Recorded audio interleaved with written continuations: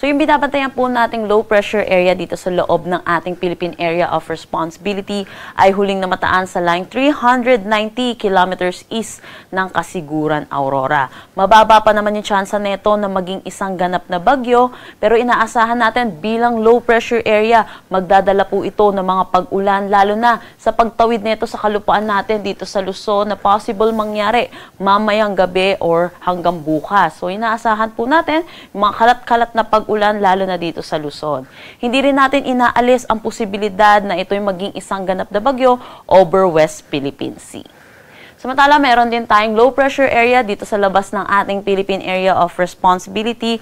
Ito'y huling namataan sa line 2,815 kilometers east ng Northern Luzon. Sa ngayon, medium chance ito na maging isang ganap na bagyo, meaning po mababa yung tsansa na maging isang ganap na bagyo within the next 24 hours. Pero sa mga susunod na araw, tumataas po yung tsansa nito na maging isang ganap na bagyo.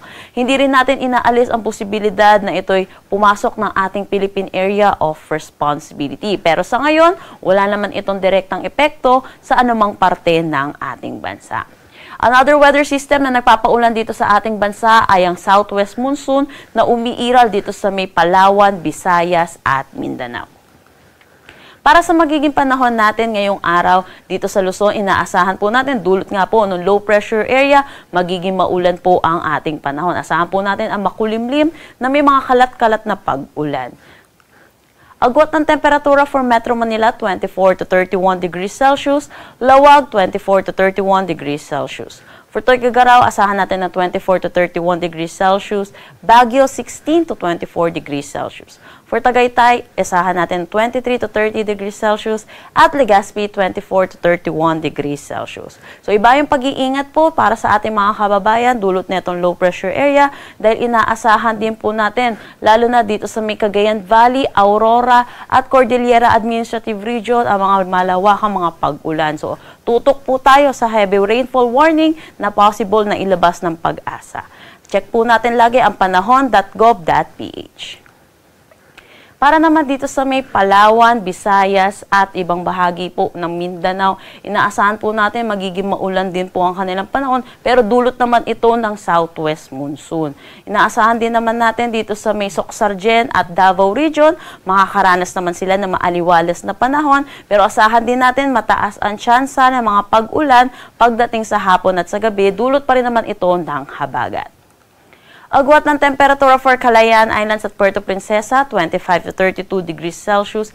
Iloilo, 24 to 31 degrees Celsius. For Cebu, 26 to 30 degrees Celsius.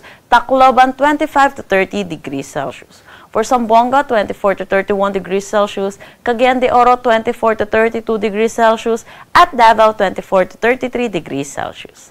Wala naman tayong nakataas na anumang gale warning sa anumang seaboards ng ating bansa. Pero iba yung pag-iingat po para sa ating mga kababayang mangingisda at may mga sasakyan maliit pandagat, lalo na po dito sa low pressure area natin. At insahan din po natin yung mga malalakas na hangin at mga pataas na mga apag-alon.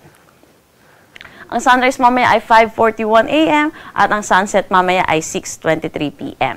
Para sa karagdagang impormasyon, bisitahin ang aming mga social media pages at ang aming website pag-asa.dost.gov.ph.